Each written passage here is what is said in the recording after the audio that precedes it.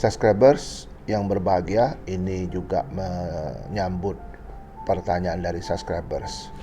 Jadi begini, pertanyaannya di dalam dunia korporasi juga, tapi saya akan persingkat saja ceritanya. Si subscribers ini seorang investor yang menginvestasikan uangnya ke satu perusahaan dilakukan secara akuisisi. Akuisisi kita tahu bahwa akuisisi itu hal yang biasa saja yang sering terjadi. Namun dalam perkembangannya, akuisisi ini juga dapat menimbulkan satu tindak pidana yang kadang-kadang kita nggak bisa ngelihat ini apakah ini pidana atau tidak, ya, khususnya dalam kasus seperti ini. Jadi pertanyaan begini, Pak, kami investasi, kami bayar sebagian, kami tidak bayar sebagiannya lagi karena yang bersangkutan tidak memenuhi janji-janjinya ataupun apa yang sudah disepakati. Jadi dia mengkait-kaitkan dengan pembayaran padahal dia tidak melakukan apa yang sudah disepakati. Artinya yang bersangkutan janji selama periode saya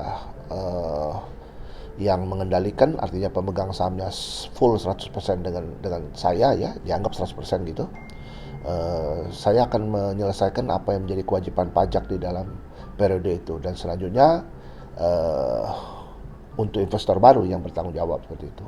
Namun peristiwanya seperti ini yang terjadi, bahwa yang melakukan perusahaan, menjalankan perusahaan itu tetap aja pemegang saham lama. Ini jadi kisruhnya di sini. Ya, pemegang saham lama tidak diganti pengurusannya karena merangkap nih ceritanya antara pemegang saham dengan pengurus ini. Kan boleh-boleh saja dalam hukum perusahaan. Jadi waktu itu dilakukan oleh si pemegang saham lama, waktu berjalan tidak pernah ada RUP, tidak pernah ada laporan, dan si investor kaget, ini kok begini, ya. Dugaannya ada penggelapan dalam jabatannya dengan menggunakan uang perusahaan untuk membeli aset yang tidak sesuai dengan peruntukan, dan juga membeli aset yang untuk kepentingan pribadi dan lain sebagainya tadi. Itu jadi tidak pidana, dilaporkanlah ke penyidik, ya. Nah, jadi kalau kasus seperti ini, si terlapor ini berdalih bahwa dia belum menerima pembayaran karena ini belum dilakukan oleh si investor ini. Itu sebab tidak ada hubungan dengan tindak pidana. Jadi tindak pidana itu terlepas dari cerita yang seperti ini. Kalau dalam teorinya jual beli itu sah setelah ada kata sepakat. Kalau kata sepakat sudah diterbitkan kedua belah pihak, maka jual beli selesai. Masalah pembayaran itu masuk dalam hukum perhutangan. Apakah dengan cicilan, apakah dengan barter, apakah dengan jasa, dengan apa, itu masalahnya jadi lain, ya. Tidak ada kaitannya dengan ini.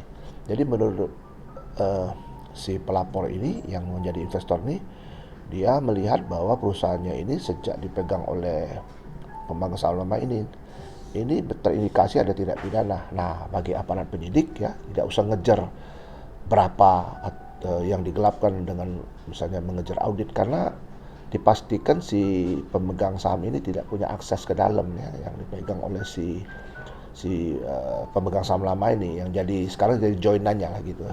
Kan kecurangan-kecurangan itu kan dengan leluasa dilakukan dengan menghilangkan barang bukti dan sebagainya. Jadi penyidik nggak usah nunggu itu.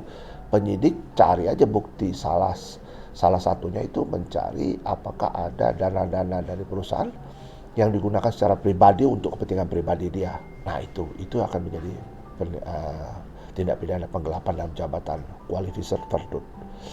Itu yang mau saya jawab. Jadi penyidik tidak usah ragu-ragu, ya, kalau yang seperti ini. Jangan hiraukan itu soal pembayarannya belum selesai, itu wan prestasi, itu urusannya bukan urusan penyidik itu. Apalagi ada exception non adem pleti contractus. Kenapa si pelapor ini tidak membayar? Karena dia tidak melakukan kewajibannya. Itu namanya exception non adem pleti contractus.